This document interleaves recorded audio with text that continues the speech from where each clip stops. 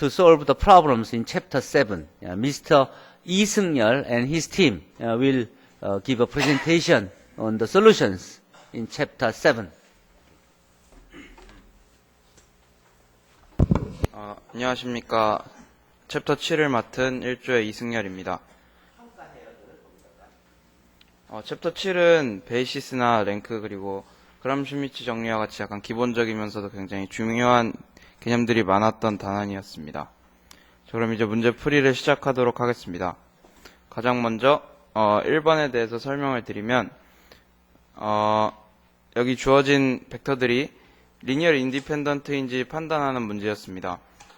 이것은 각 벡터들을 컬럼으로 가지는 행렬을 만들고 이처럼 행렬을 만들고 이 행렬의 디터미넌트를 구했을 때 그 디터미넌트가 0이 아니면 리니어 인디펜던트라는 정리가 있었고 그거를 이용하여 이렇게 이 벡터 3개가 리니어 인디펜던트임을 알아낼 수 있었습니다. 이것은 세이지 코드고요. 그 다음으로 2번을 설명드리겠습니다. 2번은 2번도 비슷한 문제로 이 벡터들이 리니어 인디펜던트인지 아닌지 알아보는 문제였습니다. 같은 방법으로 이처럼 행렬을 만들고 디터미넌트를 구하여 판단할 수 있었습니다. 결과는 이 벡터들이 리니어 인디펜던트였습니다. 그러니까 Rn 안에 있는 n개의 벡터들을 주고 그것이 1차 독립인지 아닌지를 구하라고 하는 것은 그냥 디터미넌트 행렬로 만들어 그 벡터들을 컬럼으로 하는 행렬을 만들어서 디터미넌트만 구하면 금방 답이 나오죠. 그러니까 굉장히 쉬운 문제인 거야. 계속합시다. 네, 이것은 이거 1번 문제였군요. 네. 이제 2번 문제를 설명드리면 이것들이 베이시스가 되는지 판단하는 문제였습니다. 그럼 여기서는 베이시스가 되기 위한 조건 두 가지를 알아야 되겠죠. 그러면 각 벡터가 리니어 인디펜던트이고 스팬을 해야 된다는 조건을 만족하는지 알아보았습니다. 근데 여기서는 이 벡터의 개수와 여기 차원이 같기 때문에 리니어 인디펜던트이거나 스팬 둘 중 하나만 하면 다른 하나는 만족한다는 정리도 있습니다. 그렇기 때문에 저희는 여기서 방금과 같은 방법으로 이 벡터들이 리니어 인디펜던트인지를 먼저 판단하였습니다. 결과로는 리니어 인디펜던트하였고 그래서 이 R3의 베이시스가 됨을 알 수 있었습니다. R3 안에 있는 3개의 리니어 인디펜던트 아이겐 벡터들은 베이시스가 된다는 정리가 7.14니까 Rn 안에 n개의 1차 독립인 벡터들은 베이시스가 된다는 정리가 있으니까 그 베이시스인 걸 보이기 위해서는 실제로 1차 독립인 걸 보이기만 하면 되는 거예요. 그러니까 Rn 안에서 기저를 찾을 때는 실제로 Rn 안에서 벡터를 n개를 골라서 그 디터미넌트를 구해서 그것이 1차 디터미넌트가 0이 아니면 그게 기저야. 근데 디터미넌트가 0이면 하나를 빼고 딴 걸 집어넣어. 그래서 디터미넌트를 구해. 그래서 0이면 또 하나를 빼고 다른 걸 집어넣어서 디터미넌트가 0이 아니게 나오면 그게 그냥 기저야. 기저를 그냥 찾기도 쉬운 거죠. 그렇죠? Rn 안에서는. 그러니까 있는 것들 중에서 기저를 구해라 그러면 그 중에서 뽑아서 Rn 안에 있는 벡터들이 있으면 그 중에서 n개를 뽑아가지고 디터미넌트가 0이 아닌 것만 찾으면 그러면 그게 기저가 되는 거니까 기저 찾기가 쉽죠. 기저를 찾은 다음에는 이제 정규 직교 기저를 찾으면 되는 거고. 계속합시다. 3번을 설명드리면 3번은 R3에서 이 방정식을 만족하는 베이시스를 구하는 문제였습니다. 이 식에서 x는 마이너스 2y 마이너스 3z로 표현할 수 있고 이것은 여기 이것과 같이 표현할 수 있습니다. 그러면 결국 베이시스는 마이너스 2, 1, 0이랑 마이너스 3, 0, 1과 같이 이렇게 구할 수 있습니다. 그러니까 이거는 그냥 똑같은 문제인데 그냥 약간 한 단계만 응용한 거예요. 그냥 벡터들을 주고 기저를 구하는 게 아니라 또는 어떤 R2를 주는 게 아니라 조 조건을 만족하는 R3 안에 있는 서브스페이스의 기저를 구하라 그러는 거야. 그러니까 실제로는 조 조건을 만족하는 벡터 XYG 그 XYG들, 그 XYG를 성분으로 하는 벡터, V의 모양을 이제 V를 어떤 벡터들의 1차 결합을 표시할 수 있는지, 이제 그렇게 해서 거기서 거기서 기저를 찾는 거죠. 그러니까 한 단계 응용한 거지 별건 아닌 거예요. 그냥 해집합을 구하면 되는 거니까. 해집합을 구하는 문제예요. 기저를 찾는 문제가 결국은 해집합을 찾는 문제와 같은 거라는 걸 보여준 거예요. 이것은 3번 그 뉴 버전이고요. 4번 문제는 그냥 여기 연립방정식을 연립방정식을 의미하는 행렬 A를 찾은 뒤에 A의 RREF를 구하고 이를 통해서 X1, X2, X3, X4의 그 사이의 관계를 찾아서 이와 같이 아까처럼 베이시스를 찾아내는 문제였습니다. 해집합의 기저를 찾는 것이니까 결국은 이전 앞에 1장에서 했듯이 해집합을 그냥 구하기만 하면 그 해를 벡터들의 1차 결합으로 표시하면 그것들이 기저가 되는 것이죠. 그러니까 널스페이스 기저 찾는 것은 결국은 연립방정식 푸는 거하고 똑같은 문제인 거예요. 그걸 일반적으로. 그러니까 1장하고 같은 내용이죠. 네. 계속해서. 여기서는 이제 매트릭스 A가 주어졌을 때 그 베이시스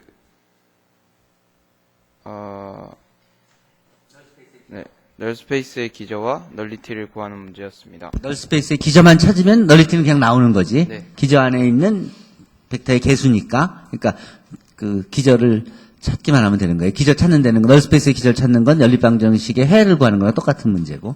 갑시다. 네. 여기서는 이와 같이 표현을 한 뒤에 이 행렬의 RREF를 구하면 이처럼 표현할 수 있는데 이것을 방금 4번에서 했던 것과 같이 이거 X1부터 X5 사이의 관계를 표현을 하면 이처럼 표현할 수 있습니다. 그러면 결국 베이시스는 여기 보시는 바와 같이 나오고요. 그럼 베이시스가 한 개이므로 널리티는 1임을 알 수 있습니다. 이건 세이지를 이용해서 구한 코드이고 뉴 버전입니다. 그 뒤에 6번과 7번은 약간 비슷한 문제라고 생각하였고 그래서 생략하도록 하겠습니다. 그러니까 변형된 비슷한 문제들이고 널스페이스의 기저를 구하는. 이것은 세이지를 이용해서 할 수 있었는데요. 그냥 A의 랭크와 A 트랜스포즈의 랭크를 구하는 것을 세이지로 이렇게 확인할 수 있었습니다. 그게 아니라 A의 그 둘이 같다는 것을 확인한 거죠. 네. 그러니까 저게 이제 임의로 랜덤하게 큰 사이즈 행렬을 주더라도 A의 랭크하고 A 트랜스포즈의 랭크가 언제나 같다는 것을 그것을 보이는 그런 하나의 예였죠. 네. 이제 9번을 설명드리면 각각 행렬의 사이즈랑 그 행렬의 랭크를 주어졌을 때 보시는 바와 같이 랭크 로우 스페이스의 랭크와 눌 스페이스의 랭크 각각 이렇게 다 구하는 문제였습니다. 먼저 A의 경우를 먼저 설명드리면 3 곱하기 3 행렬에서 랭크가 3이면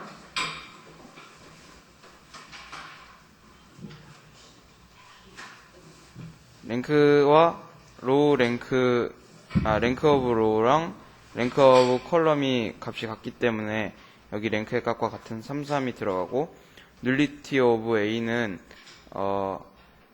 행렬의 열의 개수와 여기 랭크 값의 차이므로 여기 3 빼기 3 결국 그래서 0이 나오고 널리티 오브 A 트랜스포즈는 행렬에서의 행의 개수와 랭크의 차이므로 3 빼기 여기서 행의 개수도 3이었으니까 3 빼기 3으로 결국 0임을 알 수 있습니다. 이것과 비슷한 방법으로 BCDE까지 모두 비슷하게 할 수 있고요. 여기 행과 열의 개수가 다른 D번을 먼저 보게 되시면 아까 여기서는 같은 결과가 나온 것을 볼 수 있었는데 그 열의 개수가 9개이고 행의 개수가 5개이므로 앞에 빼주는 숫자가 바뀌어서 두 개가 다른 결과가 나온 것을 확인할 수 있습니다. 널이 아니라 널리티라고 해야 되는 거 아니야? 저 앞에도 C도 다 널리티로 해야지. 네. 그 널 오브 A는 널 스페이스 오브 A라는 소리고 널리티 오브 A가 맞는 말이고 결국 이거는 정리가 뭐냐면 고쳐요 그냥 지금 고쳐도 되지. 뭐냐면, 그러니까 행렬의 크기, n by n 행렬과 그거의 널리티, 그리고 랭크 사이에 랭크 널리티 정리가 있잖아요. 그 정리로부터 몇 가지 주권이 주어지면 다른 걸 다 찾아낼 수 있는 걸 보여주는 그런 예죠. 오케이.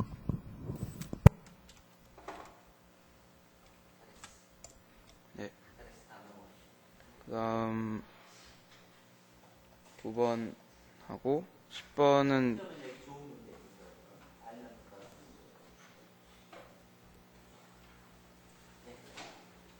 11번을 설명드리면 11번은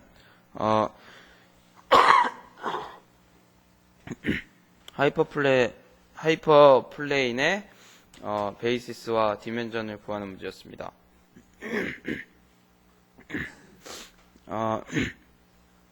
x를 xyzw라고 하고 a의 하이퍼플레인은 여기 관계식 x 더하기 2y 더하기 3z 더하기 4w는 0을 만족해야 하므로 앞에 문제들에서 했던 것과 같이 x는 마이너스 2y 마이너스 3z 마이너스 4w라고 표현을 할 수 있게 되고 앞에 문제와 같이 베이시스와 디멘전을 다 구할 수 있습니다. 그것을 요약하면 결국에 하이퍼플레인의 디멘전은 그 전체 차원의 1을 빼면은 이와 같이 3임을 알 수 있게 되고 그리고 베이시스는 이와 같이 나옴을 알 수 있습니다. 이거는 뭐냐면 일반적으로 논제로 Rn 안에 있는 논제로 벡터의 하이퍼플레인의 디멘전이 n-1이라는 걸 보여주는 하나의 예예요. 그래서 알파 안에 하나의 논제로 벡터 A를 주면 A의 퍼브의 디멘전이 3이라는 걸 보여줘서 그 n-1라는 그 관계를 보여주는 예예요. 근데 저기 A하고 X는 각각 벡터잖아요. 그거의 돗 프로덕트, 유클리디안 이너 프로덕트는 스칼라 0이 돼야 되는 거잖아. 그러니까 그거는 0이 볼드가 되면 안 되는 거지. 뒤는. 그리고 저쪽에도 R4는 리어는 R로 다 확인했었고. 두 개 고칠 부분이 있어요. 넘어가시오. 네. 아직도 스칼라하고 벡터 구분해서 쓰는 거 습관적으로 하세요. 네, 알겠습니다. 이번엔 12번을 설명드리도록 하겠습니다. 12번은 그냥 프로젝션의 사용 방법을 알 수 있는 문제였는데요. 프로젝션과 같은 것을 의미하는 여기 P 행렬을 구하는 방법은 교재에 나와 있듯이 여기 A 트랜스포즈 A분의 1, 그 다음 A 트랜스포즈를 하면 되는데요. 먼저 A 트랜스포즈 A분의 1을 하면은 이와 같이 6분의 1임을 알 수 있고, 그 다음에 여기 대입을 하면 이와 같은 행렬이 나옴을 알 수 있습니다. 그래서 결국 여기서 구하고자 했던 스탠다드 매트릭스는 이와 같이 나옴을 알 수 있습니다. 13번 문제는 각각 프로젝션 X를 이용해서 이 X1과 A와 평행한 X1과 그리고 A와 수직인 X2를 이용하여 X를 표현하는 문제였습니다. 먼저 X1은 여기 프로젝션 A X를 바로 이용해서 이와 같이 1,-2분의 1, 1,2분의 1, 마이너스 2분의 1임을 알 수 있었고, X에서 X1을 빼면 X2를 알 수 있기 때문에 이와 같이 방금 구한 X1을 X에서 빼주면 이와 같은 결과가 나옴을 알 수 있습니다.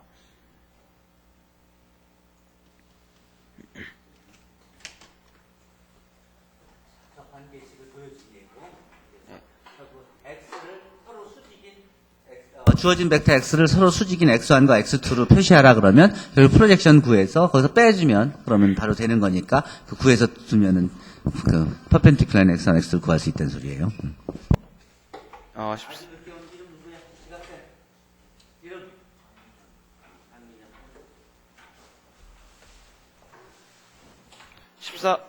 14번은 방금 13번과 같은 문제이므로 생략하도록 하겠습니다. 15번은 리스트 스퀘어 솔루션이 나오는 문제였고, 그것을 이용해서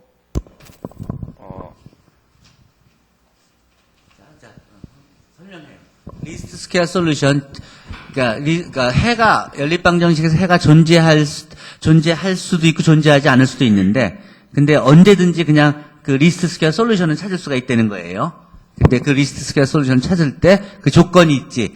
그 풀 컬럼 랭크를 가져야 되지. 네. 풀 컬럼 랭크를 가지면 A 트랜스포즈 A가 정사각 행렬이 되고, 그리고 가역 행렬이 돼서 그거 역행렬을 구할 수 있고, 그걸 이용하면 언제나 X 이퀄 그 인버스 오브 A 트랜스포즈 A 곱하기 A 트랜스포즈 곱하기 B 하면 구할 수 있고, 그것이 리스트 스퀘어 솔루션이로서 그건 언제나 구할 수 있다는 소리예요. 풀 컬럼 랭크를 갖기만 하면. 그게 만약에 A가 가역행렬이면 바로 쉽게 저게 역행렬하고 똑같이 그냥 역행렬 곱해서 얻은 답하고 똑같아지고. 그러니까 이 리스트 스퀘어 솔루션을 풀 컬럼 랭크를 가질 땐 구할 수 있다는 것을 꼭 알고 있어야 돼요. 방금 교수님이 대부분 설명해 주셨는데 여기 적혀 있는 대로 n 곱하기 m 행렬일 때, 그러니까 열의 개수와 여기 랭크의 값이 같을 때, 그러니까 풀 컬럼 랭크일 때 이와 같은 방법을 통해서 여기 x 벡터 거기서 있잖아요. 저 고쳐주세요. 주영은요. 저 행렬 A를 쓸 때 언제나 n by n이라고 써요. n by m이 아니라 m by n. 그렇게 해야지 랭크 오브 A가 n이면 그럼 A 트랜스포즈 A의 사이즈가 뭐가 돼? n by n이 되지? 그러니까 그거의 역행렬을 구하는 게 자연스럽지. 그러니까 n by n으로 시작하면 나중에 결론이 다 n으로 해서 다 이전에 배웠던 거랑 다 일치돼서 떨어지죠. 근데 저렇게 n by m으로 쓰면 그러면 A 트랜스포즈 A는 n by n 행렬이 돼갖고 이전에 쓰던 n by n에 하던 거하고 미스매치가 생기지. 그러니까 언제나 습관적으로 행렬은 n by n으로 시작하세요. 컬럼의 개수가 굉장히 중요해요. 네, 그래서 여기 이와 같은 방법을 통해서 그러니까 x 벡터는 리스트 스퀘어 솔루션이고요. 이와 같은 방법을 통해서 구할 수 있습니다. 여기 세이지 코드와 같이 이렇게 하면 x 벡터의 크기를 구할 수 있습니다. 건 별거 아니라고요. 개념만 알면 그냥 그 랭크만 구하면 랭크 쉽게 구할 수 있고, 그다음 그거에 트랜스포즈 쉽게 곱할 수 있고, 그거에 역행렬 쉽게 구할 수 있고, 거기다 A 트랜스포즈 쉽게 곱할 수 있고, 그다음 B 그냥 곱하면 되는 거니까 그냥 한 번만 코드 짜놓으면 아무리 큰 사이즈라도 그냥 집어넣기만 하면 답이 나오는 거 아니야.